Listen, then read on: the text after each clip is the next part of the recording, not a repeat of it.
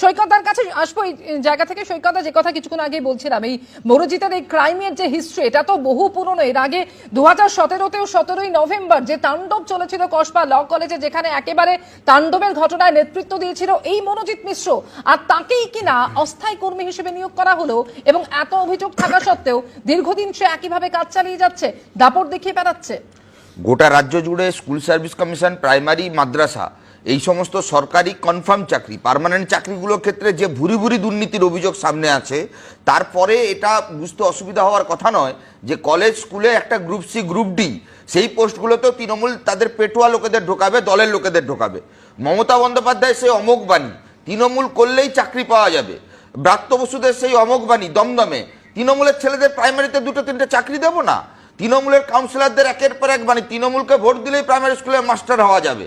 দেখুন, এই কথাগুলোই দলের ওপর তর থেকে বার্তা পৌঁছে দেয় নিচু অব্দি অশোক দেবদের, ভাইস প্রিন্সিপালদের, যে কলেজ ক্যাম্পাসে যদি একটা ঝাড়ুদারের পোস্ট খালি হয় তাতে টিএমসিপি নেতাকে ঢোকাতে হবে। কারণ কি না, সে যেমন কলেজ গেটে টাকা তুলে তার ভাগ বাটোয়ারার টাকা কালীঘাট, ক্যামাক স্ট্রিট অশোক দেবের বাড়িতে পৌঁছে দেবে, ঠিক একইভাবে কলেজ ক্যাম্পাসের ভেতরে যে লুম্পেন রাজ, যে দুষ্কৃতি রাজ, সেই ইকোসিস্টেমটাকে বাঁচিয়ে রাখবে যাতে ক্যাম্পাসের ভেতরে বিরোধী শূন্য রাজনৈতিক ছাত্র আন্দোলনের পরিবেশ থাকে।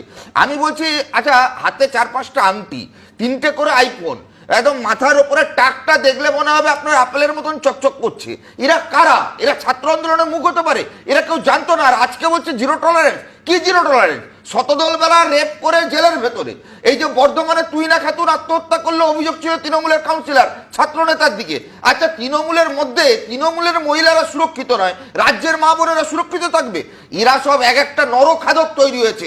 ছাত্র আন্দোলন 8 বছর স্তব্ধ করে ক্যাম্পাসের ভেতরে তৃণমূলের ক্রিমিনাল গুন্ডা তৈরি করবার একটা কারখানা তৈরি করেছে এই ক্যাম্পাস। একেবারে আমরা দেখেছি মনোজিৎ মিশ্রকে অস্থায়ী কর্মী হিসেবে নিয়োগ করা হয়েছিল, তারাই বা এত অভিযোগ থাকা সত্ত্বেও এই ঘটনা ঘটাচ্ছে কিভাবে? সৈকত, এই কল্যাণ বন্দ্যোপাধ্যায় তিনি পর্যন্ত বলছেন যে একদিনে তো আর এই মনোজিৎ মিশ্রটা তৈরি হয়নি, এবং কার আশীর্বাদে তারা তৈরি হচ্ছে এই প্রশ্নও তিনি তুলছেন। একজনের বিরুদ্ধে 11টা নন বেলেবল সেকশনে মামলা হয়ে গেছে, জেল খাটা আসামি, তাকে অ্যাটেম্প টু মার্ডার কেসে অভিযুক্ত রয়েছে, তাকে টিএমসিপি নেতা বানানো হয়েছে। তার মানে তৃণমূলের ছাত্র সংগঠনের নেতা হওয়ার ক্রাইটেরিয়া কি? তাকে ক্রিমিনাল হতে হবে। এই যে একটা কম বয়সী বাচ্চা ছেলে, তার হাতে 200 টাকা দিয়ে ছাপ্পা মারতে পাঠিয়ে দাও, তার হাতে বোম বন্দুক তুলে দিয়ে মস্তানি করতে পাঠিয়ে দাও, আর তারা ভোট লুট করবে, ছাপ্পা মারবে, বাইক বাহিনী দাপাদাপি করবে, থ্রেট কালচার, রেপ কালচার করবে, আর তৃণমূল বহাল তবিয়তে জিতবে। এইটা হচ্ছে তৃণমূলের কালচার।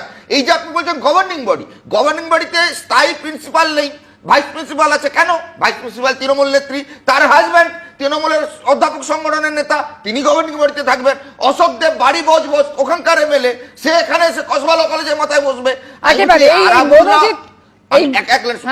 আরাবুল, অশোক দেবরা যদি বসে থাকে, যারা খাতা খুলে দেখছে যে নন টিচিং স্টাফ হওয়ার যোগ্যতা কি, সে ক্রিমিনাল কিনা, সে টিএমসিপি করতো কিনা, সে টাকা তুলতে পারে কিনা, সে মহিলাদের রেপ করতে পারে কিনা, এইটা যদি ক্রাইটেরিয়া হয়ে যায়, তাহলে একটা রাজ্যের রাজনীতির ভবিষ্যৎ অন্ধকার। একেবারে এই মনোজিৎ মডেল, যে মনোজিৎ মডেলের কথা হচ্ছে, শুধুমাত্র কসবা ল কলেজ নয়, রাজ্যের একাধিক কলেজ, এই যেখানে এই মনোজিৎ মডেলই চলতো, জেলায় জেলায় শহরের বুকে এরকম একাধিক কলেজ রয়েছে, এবং সেই উদাহরণও আপনাদের সামনে ইতিমধ্যে আমরা রেখেছি। আগে আমি বলছি, লালমোহন বাবু একটা কলেজে কোথাও টিএমসিপি নেতা ছাড়া অন্য কোন দলের ছেলের চাকরি হয়েছে কন্ট্রাকচুয়াল গ্রুপ সি, গ্রুপ ডিতে, তাহলে আমি এই প্যানেল থেকে উঠে চলে যাব।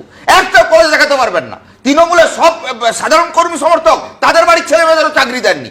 যারা গুন্ডামি করে, তোলাবাজি করে, কলেজে রেপ কালচার চালায়, কলেজে থ্রেট কালচার চালায়, তাদের চাকরি দিয়েছেন। আর তৃণমূলের পরিবারের ছেলে মেয়েরা, শিক্ষিত ছেলে মেয়ে, তাদের কাছ থেকে মাল তুলেছেন, টাকা তুলেছেন, চাকরি বিক্রি করেছেন, তৃণমূলের ছেলেদের সঙ্গে প্রতারণা করেছেন।